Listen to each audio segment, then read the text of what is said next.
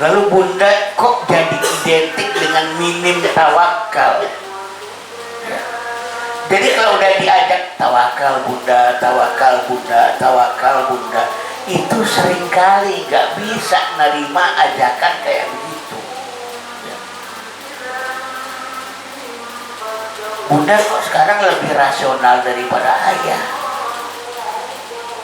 lebih kemudian menggunakan nalar-nalarnya, antisipasinya, ya, daripada sang ayah. Kalau sang ayah barangkali lebih minim tawakal daripada bunda, mungkin masuk akal. Karena ayah memang lebih berorientasi pada ikhtiar, ya, usaha, kinerja, upaya untuk mencapai target, strategic planning, master plan, hal-hal yang sifatnya memang rasional sekali. Yang lebih diminta untuk memiliki ketawakalan sebenarnya bunda. Nah, lagi-lagi bunda zaman sekarang malah lebih minim tawakal daripada sang ayah. Tapi ini juga bagian dari sunatullah, ya. Ketika bunda tanpa sadar bangga dengan dunia kelelakian, bangga dengan dunia rasional, bangga dengan dunia logika, bangga dengan dunia nalar. Karena bunda banyak yang sudah teracuni. Allah bunda, 9 emosi, 1 rasio. Kayak cowok dong, 9 rasio, 1 emosi. Mulailah terprovokasi bunda, ingin juga, gua gak kalah sama cowok, rasio gua juga keren kok, gak kalah. Dan biasanya peniru selalu lebih ekstrim daripada ditiru. Peniru itu lebih ekstrim daripada ditiru. Ketika bunda ingin menyatakan dirinya sama dengan laki-laki, dengan cowok, dengan ayah, maka dia lebih ekstrim daripada ditiru. Ketika dia melihat bahwa betul kalau punya rasionalitas tinggi, maka dia akan menjadi lebih rasional daripada ayah. Orang desa itu lebih ekstrim daripada orang kota. Orang kota kalau udah pakai rok mini segini, orang desa tuh rok mininya segini. Karena ingin ngalahin. Saya agak kaget ketika saya datang ke desa-desa, kasus kecanduan gadget di desa lebih parah daripada kasus kecanduan gadget di kota. Di desa itu demam gadget itu luar biasa, demam internet itu luar biasa. Padahal mereka nggak siap secara kultural begitu. Yang mereka cari rata-rata apa? Pornografi. Kenapa? Penyakit mentalitas orang yang desa selalu ingin meniru, menyontoh orang-orang kota. Selalu saja peniru itu lebih ekstrim dari yang ditiru. Nah, dalam kasus ini juga soal tawakal sama. Kok jadi lebih minim tawakal, ya? Sehingga menjadi lebih tidak tenang jiwanya sebenarnya. Nah, gitu. Seharusnya ayah yang mungkin lebih minim tawakal, bunda itu lebih tawakal daripada ayah. Karena bunda itu telah berserah diri kepada minimal 2 pihak. Berserah diri pada Allah dan berserah diri pada suami. Jadi tawakalnya lebih tinggi sebenarnya. Itu juga terkait dengan misalnya anak dilepas ke sekolah atau anak dilepas di kehidupan pada era wabah ini. Ya, sudahlah, bismillah, tawakal. Tawakal itu artinya bukan tanpa ikhtiar, ikhtiarnya total. Habis itu bismillah, tawakal tu Allah, la haula wala quwata illa billah. Ada situasi-situasi semacam ini sekarang. Menganggap tawakal itu pasrah. Enggak, tawakal itu enggak pasrah kok. Berasal dari kata wakala, mewakilkan. Mewakilkan kepada Allah. Nah, sayang kita kurang mewakilkan, jadi enggak tawakal. Kita tiap hari atau mungkin sering baca qul a'udzu birabbil falaq gitu. Min syarri ma khalaq wa min syarri ghasiqin idza waqab wa min syarri nafatsati fil 'uqad wa min syarri hasidin idza hasad. Tetapi enggak dihayati. Ini sebenarnya permintaan untuk tawakal. Aku berlindung kepada Allah. Ya sudah, betul tawakal. Makanya ya bunda sekalian, ada fenomena yang menarik ya. Sahabat dalam satu hadis dikatakan selalu bertanya pada Rasulullah tentang yang baik-baik. Itu yang baik-baik. Karena nasa yas'aluna Rasulullah sallallahu alaihi wasallam anil khair. Adalah para sahabat itu kalau bertanya kepada Rasulullah tentang yang baik-baik, yang khair. Wa kuntu as'alu an-syarr. Hanya aku, kata Hudzaifah, yang bertanya pada Rasulullah tentang yang syarr, tentang yang buruk. Kenapa sih 99,9% sahabat itu nanya yang baik-baik? Karena kan yang buruk udah diserahin ke Allah. Yang syarr kan udah diserahin ke Allah. Min syarri ma khalaq wa min syarri ghasiqin idza waqab wa min syarri nafatsati fil 'uqad wa min syarri hasidin idza hasad. Atau surat An-Nas, min syarril waswasil khannas. Kan yang syarr udah diserahkan ke Allah. Makanya sahabat itu kalau nanya sama Rasulullah tentang yang khair aja. Kecuali Hudzaifah bin Yaman radhiyallahu anhu, karena dia itu intelnya Rasul. Kita baca ayat ini, kita baca ayat ini. Tapi dalam faktanya kita masih dihantui oleh segala macam keburukan yang akan menimpa kita dan menimpa anak-anak kita. Berarti gak jujur dong, gak tawakal dong mengatakan min syarri ma khalaq tadi, wa min syarri ghasiqin idza waqab yang tadi itu kemana dia? Sehingga itu ya, mempertimbangkan kemungkinan terburuk, minim tawakal, minim penyerahan ya. Karena bukan apa-apa saya ngomong begini. Orang bilang ini situasi tidak normal. Sebenarnya kalau kita mengutip hadis-hadis Rasulullah tentang dunia akhir zaman, inilah yang normal di akhir zaman. Sesudah virus corona ini, COVID-19 ini akan muncul yang lain, yang baru lagi, penuh dengan musibah, penuh dengan bencana, penuh dengan malapetaka, penuh dengan ujian dan cobaan. Itu yang akan kita lewati dari waktu ke waktu. Selama kita hidup di dunia, inilah yang normal, inilah yang bergonta-ganti. Tapi percayalah, Allah juga pergilirkan. Sekarang ini kena, besok dia kena yang ini, besok dia kena yang ini. Tapi akan selalu ada musibah malapetaka itu. Kalau orang mengatakan ya situasi kita lagi nggak normal, enggak, inilah yang normal. Siap-siap kita menghadapi ini. Atau dalam situasi yang gak kayak begini, kita juga selalu menghadapi musibah. Musim hujan kebanjiran, musim kemarau kebakaran hutan. Ya memang seperti itu.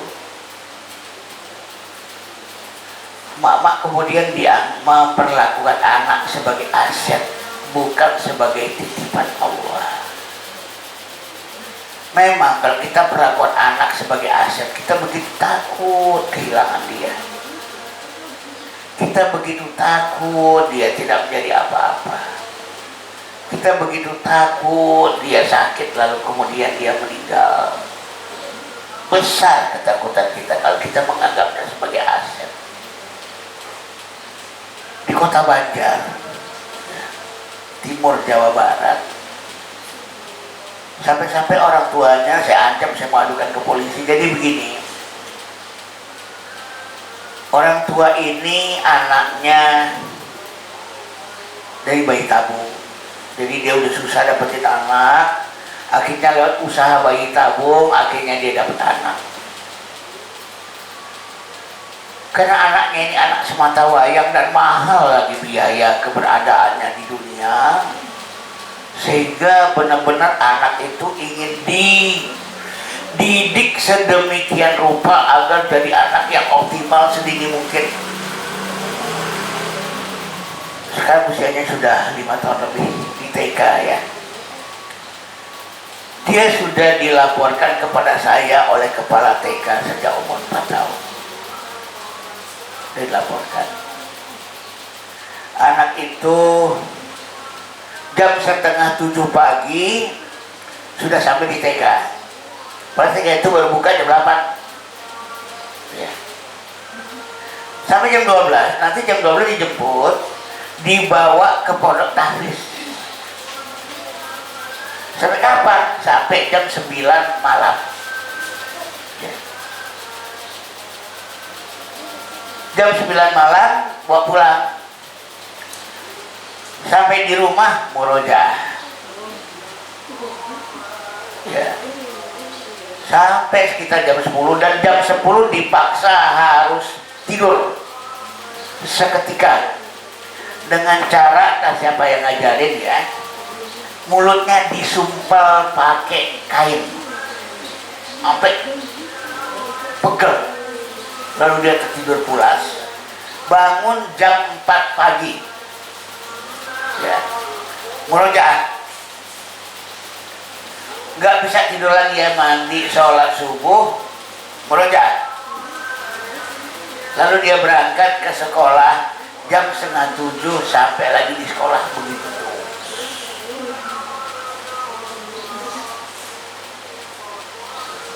Sekarang umur 5 tahun anaknya.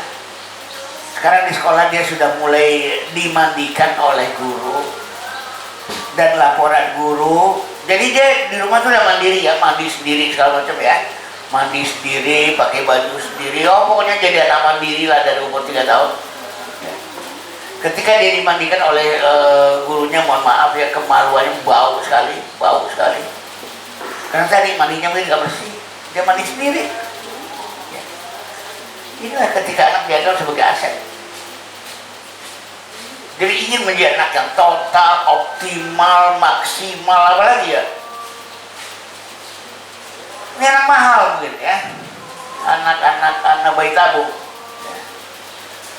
Anaknya cantik, kulitnya putih bersih, tapi sekarang itu udah banyak banyak ya, ruam bernanah juga, korengan juga dan sebagainya. Kasihan kita. Ya. Laporan terakhir ke saya minggu lalu, anaknya mulai menjadi anak yang manipulatif ya, baik sama teman. Aduh, aku bukakan ya makanannya, lalu separuh makanannya buat dia. Anaknya mulai manipulatif. Calon-calon psikopat kayaknya. Karena dia cantik, cerdas, jago ngomong ya, dan mungkin menjadi manusia yang minim nurani. Atau boleh jadi over nurani, bisa juga. Over nurani juga bisa menjadi psikopat ya, bukan hanya minim nurani ya, over nurani. Karena terjadi perlawanan di dalam. Kok sampai segini banget sih? Karena itu dianggap aset yang terlalu berharga. Ngomongnya sama orang tuanya dan sama gurunya beda. Sama guru dia ngaku, aku letih bun, aku capek bun. Tapi ketika dilaporkan ke orang tuanya bilang, kata siapa? Dia kok yang senang di pondok tahfiz. Tanya aja sama dia, benar. Kalau dia sama orang tuanya, bahkan orang tuanya bilang, kamu di rumah aja ya. Enggak, aku mau di pondok aja, karena di rumah sebenarnya lebih mengerikan daripada di pondok. Jauh lebih mengerikan. Nggak nyamannya di pondok lebih serem ya, lebih horor kalau dia di rumah gitu. Ini kalau kita memperlakukan anak itu sebagai aset, harus ditinggikan, dimandirikan dan seterusnya. Belajar syariah sedini mungkin, belajar adab. Dan ada satu lagi yang saya agak heran ya. Rata-rata orang tua zaman sekarang dengan alasan adab sebelum ilmu dan ilmu sebelum amal, memang anak-anak itu udah diajari adab sedini mungkin. Alasannya itu, adab sebelum ilmu, ilmu sebelum amal. Saya bilang, ya Allah, ayah bunda, adab sebelum ilmu itu adanya di dalam kitab Adabul Muta'alim. Artinya bagi orang yang ingin menuntut ilmu dan itu 15 tahun ke atas, itu belajar adab dulu. Doktrin itu juga adanya di kitab Adabul Muta'alim. Adab bagi orang-orang yang akan menuntut ilmu. Imam Ibnul Qayyim Al-Jauziyah mengatakan, aku belajar sama Imam Hanafi 10 tahun, 9 tahun itu belajar adab, 10 tahun belajar ilmu. Di ITB saya juga sering bilang, sebelum kamu belajar ilmu, belajar adab dulu. Walaupun kamu belajar teknologi antariksa, tapi adab kamu adab sepeda pancal, percayalah, teknologi yang akan dihasilkan hanyalah teknologi sepeda pancal. Teknologi yang dihasilkan itu sesuai dengan adab sebuah bangsa. Bangsa itu bisa belajar ilmu setinggi apapun, tapi apapun yang dihasilkan sangat tergantung dari kualitas adab yang telah dia miliki.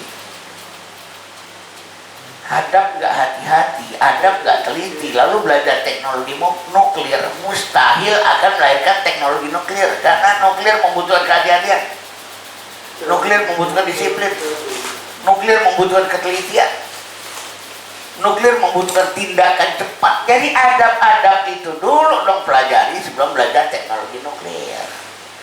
Tapi jangan kemudian di overgeneralisir adab sebelum ilmu. Nah, anak itu kan belajar ilmu semua tujuh, sebelum tujuh dikebel aja dan belajar adab. Anak di bawah 7 tahun satu-satunya cara belajar adab adalah meneladani orang tuanya. Tunjukkan keteladanan, tunjukkan jangan buang sampah sembarangan, wahai orang tua. Anak belum wajib lah buang sampah sembarangan di umur itu, tapi dia melihat perilaku orang tuanya agar dia mencontoh, meniru dan meladani. Nah ini serem ya kalau kita berpikir tentang anak sebagai aset. Di Kota Batu itu di lampu merah ada billboard besar sekarang tentang pesantren balita ya. Memang orang berpikirnya sederhana. Balita itu daya ingatnya cepat, daya ingatnya tinggi.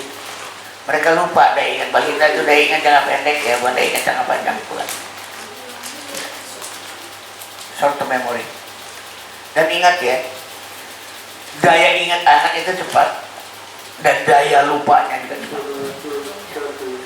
Atas kekuasaan Allah, anak-anak di bawah 7 itu daya lupanya Allah bikin cepat, supaya dia banyak melupakan hal-hal yang negatif dari hidupnya.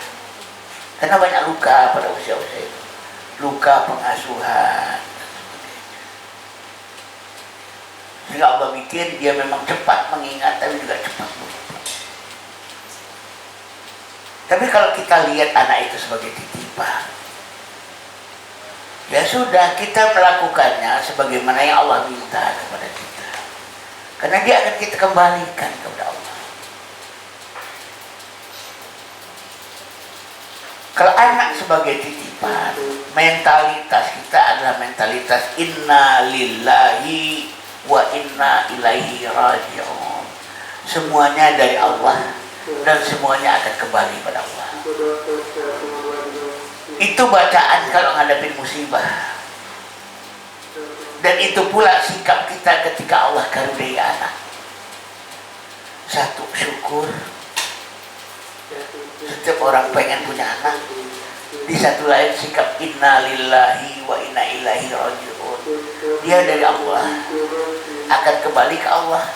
Jadi mentalitas kita sejak awal menghadapi anak itu seperti mentalitas yang siap menghadapi musibah, siap menghadapi andai dia dipanggil Allah segera.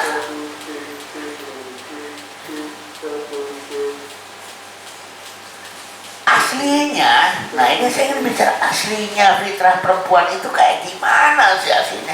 Benar tuh yang kayak tadi, ada parno, overprotective ya, mempertimbangkan kemungkinan terburuk dan seterusnya.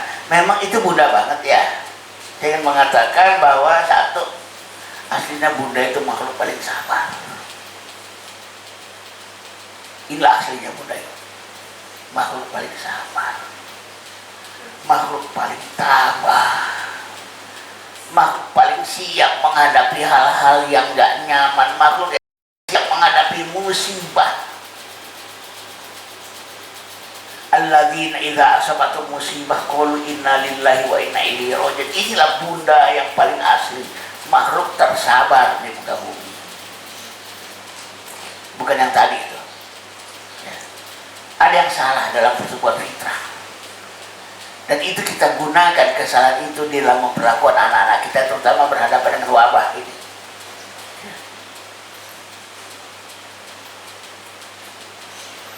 Karena yang namanya sabar sering Allah kaitkan dengan musibah.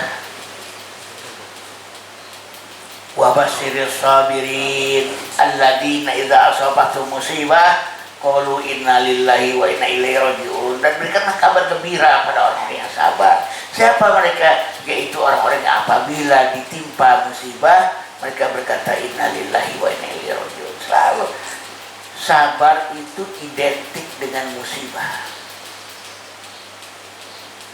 Ini Bunda banget. Yang Bunda itu yang ini, bukan yang tadi. Kalau Bunda sekarang tuh kayak yang tadi, bagian yang salah. Ada yang perlu diperbaiki. Di mana sabar itu? Sabar dalam Islam bukan orang yang digampar pipi kiri dikasih pipi kanan, bukan. Sabar itu adalah fama wahanu lima asobatum fi sabilillah. Mereka tidak lemah mental atas apa-apa yang mereka derita di jalan Allah. Wa ma dha'ufu, gak lemah fisik. Wa mastakanu, gak lemah aktivitas. Wallahu yuhibbus sabirin, Allah mencintai orang-orang yang sabar. Jadi sabar itu ciri ketiga. Tidak lemah mental apa yang mereka derita di jalan Allah. Apa itu lemah mental? Wahan itu dalam satu hadis dikatakan cinta dunia takut mati. Hubbud dunya wa karahiyatul maut. Kalau udah cinta dunia takut mati,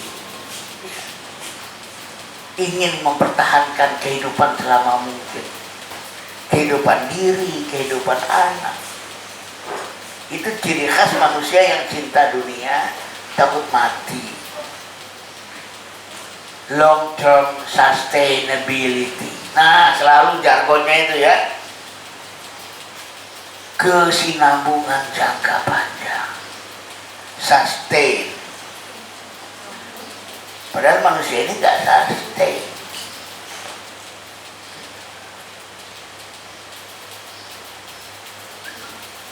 Lebih sabar, lebih tabah. Itu perempuan banget. Ketika laki-laki udah pasrah, udah loyo, udah lemas, perempuan enggak. Yang cemen itu cowok sebenarnya. Benar. Kalau nggak didorong-dorong para bunda, banyak. Makanya dalam peperangan juga begitu dalam Islam. Banyak laki-laki yang pengen mundur. Masalahnya istrinya di belakang. Maju pengecut gitu. Dalam perang Uhud, dalam banyak peperangan dalam Islam, itu justru perempuan-perempuan itu jaga yang jangan sampai suaminya pulang. Menghunus pedang para ibu, tapi pedangnya diunus untuk bapak, bukan untuk musuh. Ya, berangkat pojok. Jangan dikira laki-laki lebih sabar loh daripada perempuan yang lebih sabar. Pertanyaannya sekarang, hilang kemana kesabaran itu? Fama wahanu lima asabatum fi sabilillah wa ma dha'ufu wa mastakanu. Ketika waduk Gajah Mungkur di Wonogiri mulai diairi, Laki-laki pada nangis, perempuan enggak. Ya sudah, kita bikin kehidupan yang baru, usaha yang baru. Pertanian kita udah terendam air sekarang, rumah kita udah terendam air sekarang. Cowok-cowok pada hopeless, ibu-ibu pada waktu itu bangkit. Ada yang jualan sayur, banyak yang kemudian memilih berjualan jamu di kota-kota. Makanya penjual jamu itu kebanyakan memang dari ex-waduk Gajah Mungkur. Tapi kalau udah soal jiwa survivalnya, perempuan itu memang luar biasa. Akibatnya dari jualan sayur, pedagang-pedagang dari ibu-ibu dari Gajah Mungkur itu sampai punya perusahaan bus. Jadi bus-bus yang berasal dari Wonogiri, Tunggal Dara, Tunggal Jaya, Gajah Mungkur, jangan kaget ya, itu pendirinya Mama tuh. Mama tukang sayur pada awalnya. Yang pada waktu itu para laki-laki lagi pada lemes, sawahnya udah kerendam waduk sekarang, kerendam air.